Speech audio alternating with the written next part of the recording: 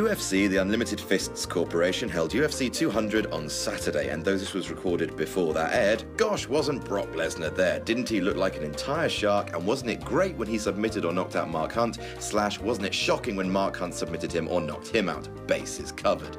However he did, Brock is the most high-profile example of a wrestler turning to MMA, with Punk set to try and eclipse him at UFC 203. With wrestlers turning to UFC, though, that begs the question, which UFC stars would fare the best in Vince McMahon's palace of muscles and tussles? I'm Adam from WhatCulture.com, and here are 10 UFC stars who would be perfect in WWE. Number 10, Chris Weidman. Chris Weidman is a former UFC middleweight champion and has the uncomplicated good looks of a Sam Worthington. Not quite a Taylor Kitsch, but not too many rungs below that. He's a bit of a generic all-American jock, but that has its place. Doesn't it, Jack Swagger? He's your classic, aw shucks, white meat babyface with a high level of technical accomplishment with a couple of Fight of the Night honors under his belt. Number 9, Paige Vanzant. Paige Vanzant sounds like she stepped right off the pages of a Marvel comic. She sounds like Doctor Doom's evil stepdaughter, snapping the limbs of Eastern European rebels with devastating arm bars. She's light, belongs to the strawweight category, one step above atom weight. Yep, that's a real thing. But hey, WWE have proven that small people who are bloody excellent at kicking have a place in sports entertainment. She's also very, very, very pretty indeed, which appeals to Vince McMahon and his devious loins. Number 8, Anderson Silva. Everyone likes a bastard. Some of the best athletes in the world have become household treasures by being entirely full of themselves. Step right up, Mr. The Rock Johnson. Anderson Silva is that kind of athlete. In short, he's a cocky motherfucker who dances and plays to the crowd, and damn if the WWE Universe doesn't enjoy that.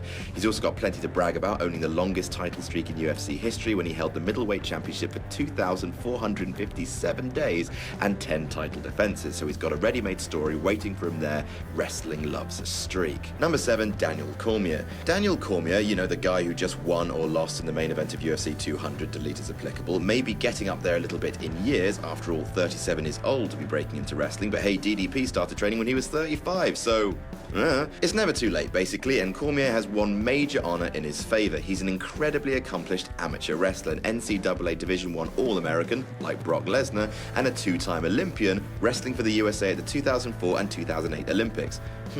Have any other former Olympians ever made it big in professional wrestling? I'm struggling to think of one bald example. Number 6, Miesha Tate. Miesha Tate is the current bantamweight champion, I think. Oh god, UFC 200 is f***ing with this list so hard.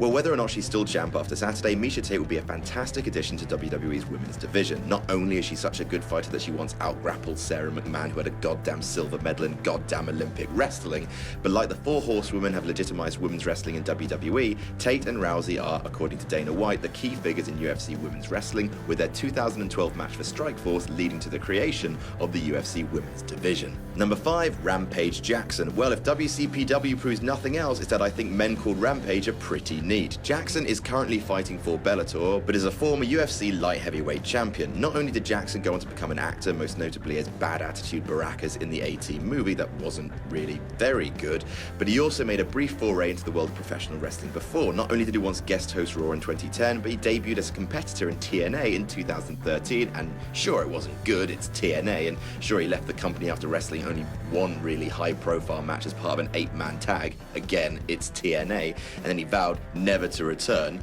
because it's TNA, but if WWE came calling, he's got the mad punching skills and the performance chops. Number 4, Chael Sonnen. He's retired, which is why he ranks as low as he does, but it's a truth universally acknowledged that Chael Sonnen just gets how to be a showman. He has a PhD in being a trash-talking son of a bitch, once winning the Best Interviews Award in the Wrestling Observer, placing him on the same level as fellow winners CM Punk, Paul Heyman, and The Rock.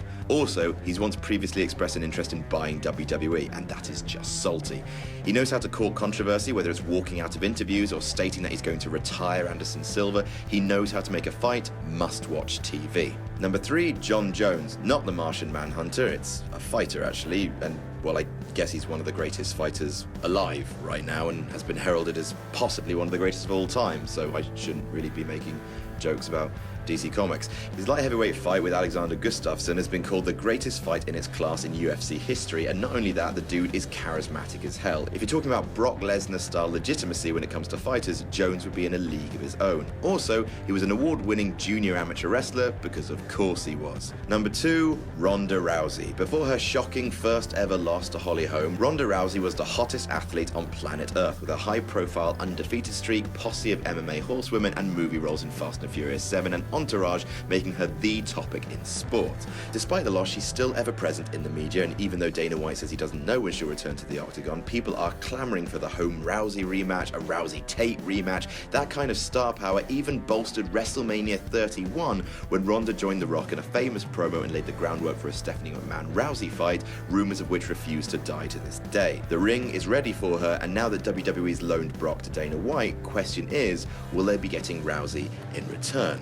Or will they get number 1, Conor McGregor? Second only to Brock Lesnar, it seems, Conor McGregor is the biggest draw in MMA. He's a character, and not like how your mum says that boy down the road who eats mud is a character. More like the kind of character that Vince McMahon would create if he smashed the lean fighting machine look of CM Punk, the cockiness of The Rock, and the weird suits and ludicrous spending of John Cena. His trash talking has earned him comparisons to Muhammad Ali. His upcoming rematch with Nate Diaz is one of the most hyped of all time, and he currently holds the record of fastest title fight victory in UFC history at just 13 seconds. McGregor instantly set rumor mills ablaze when he Jokes But Not Jokes announced his retirement on Twitter earlier this year, prompting thousands of fans to clamor for his WWE debut. But really, you know what's going to happen, right? They're going to put him with Sheamus, they'll be called the Fighting Fellas, they'll lose to the Shining Stars in a Puerto Rico on a pole match on the Fastlane kickoff show. Just be careful what you wish for. And that's our list. Did we miss any out? Tell us about it in the comments. Don't forget to like, share, and subscribe. You can follow me on Twitter here. I'm Adam from WhatCulture.com, and I'll see you soon.